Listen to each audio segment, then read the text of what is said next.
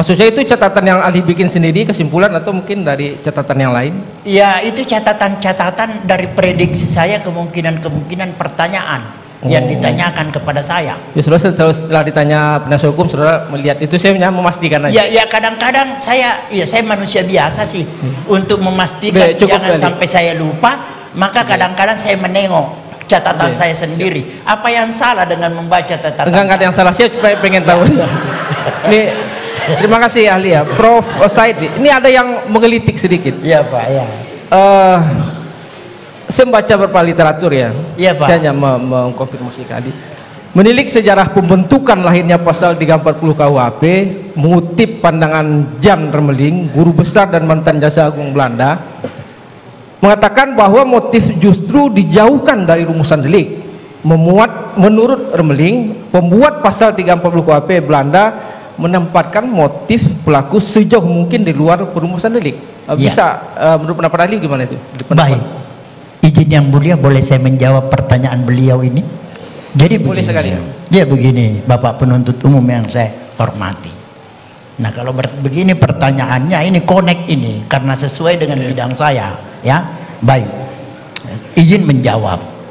Tadi saya sudah sampaikan bahwa untuk kita tidak terperangkap dengan perbedaan pendapat, dari awal saya sudah ketengahkan bahwa apakah motif ini perlu dibuktikan atau tidak. Memang para ahli itu memiliki pandangan yang berbeda.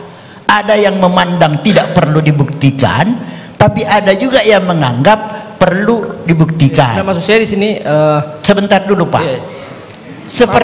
Seperti yang Bapak kemukakan itu ya, dengan mengutip pendapat ahli dari Belanda, Bapak mengatakan bahwa motif itu seharusnya dijauhkan. Nah, itu bagi mereka yang menganggap motif tidak perlu dibuktikan. Tetapi bagi saya pribadi Pak, mengapa motif itu menjadi perlu pula dibuktikan? Karena dengan mengungkap motif itu, maka unsur sengaja itu dapat dibuktikan. Ya, jangan lupa Pak, unsur sengaja ini adalah bagian unsur yang harus dibuktikan. Jadi dengan mengetahui motif, diketahuilah mengapa dia melakukan tindak pidana tersebut. Oh, ternyata motifnya seperti ini. Tadi udah saudara ahli jelaskan, saya udah tangkap itu. Iya. Maksud saya tadi ini kan asbabun nuzul istilahnya, sejarah lahirnya 340 KUHP. Jadi dari apa namanya, Remeling tadi menjelaskan asbabun nuzul 340 KUHP tidak perlu dijauhkan motif itu, menurutnya. Itu hanya sedikit aja dari saya. Cuma satu lagi mengenai motif itu, menurut ahli masuk bagian inti delik nggak atau bestandil delik? Jadi begini Pak, sudah jelas. Kita jawab aja Pak, maksudnya masuk bagian iya atau tidak, itu aja jawabannya. Mungkin ahli tidak capek juga menjelaskan terlalu panjang kan nanti. Tidak Pak, menyampaikan sesuatu. Maksudnya gini ahli, saya potong, mohon maaf ya. Maksudnya motif itu merupakan bagian inti delik nggak, bestandil delik yang harus dibuktikan oleh penuntut umum gitu.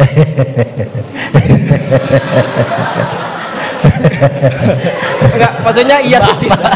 Saya terasa tiba-tiba Bapak ganteng sih, bicaranya bagus, jadi saya agak senang, rasa lucu saya Pak ya.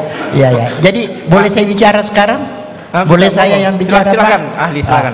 Oke Pak, terima kasih atas pertanyaannya.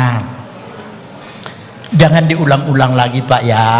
Tadi saya sudah katakan, menyangkut motif itu apakah perlu dibuktikan atau tidak perlu dibuktikan, memang itu perdebatan di kalangan para ahli hukum. Ya, cuma ada juga yang menganggap bahwa pada delik material, utamanya pada delik-delik material misalnya tindak pidana pembunuhan, itu sangat perlu dibuktikan motif.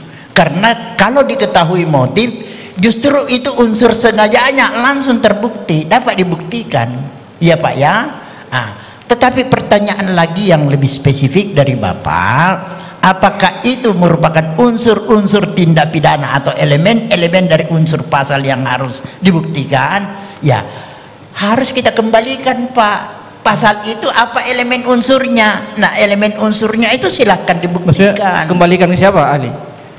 kembalikan kepada penuntut umum membuktikan dakwaannya sebagaimana dakwaan yang dibuat, baik pada dakwaan primer maupun dakwaan subsidiar. Oke, jadi artinya tidak perlu motif kalau... Oh, saya tidak mengatakan seperti itu. Itu kesimpulan Bapak penuntut umum yang satu saya lagi Ali. Tidak, tunggu dulu, karena ini konklusi kesimpulan yang Bapak lahirkan ini agak mengganggu keterangan saya lebih 1,5 jam. Jadi saya perlu sedikit menjelaskan. Kalau konklusi yang Bapak bangun itu bahwa saya ahli menyatakan tidak perlu motif, tidak benar sama sekali. Tadi dari awal saya jelaskan bahwa pentingnya motif itu diketahui karena dengan motif itu unsur sengaja dapat diketahui. Dengan motif diketahui bagi hakim dapat menjadikan pertimbangan. Ingat kata dapat ya. Dapat menjadikan pertimbangan dalam menjatuhkan jenis-jenis pemidanaan atau lama tidaknya pemidanaan yang dijatuhkan kepada diri terdakwa. Boleh sama-sama pembunuhan, tapi karakteristik yang menjelujuri sebuah perkara niscaya antara satu perkara dengan perkara lainnya itu berbeda, Pak. Terima kasih sudah nonton. Jangan lupa like, subscribe, dan share ya.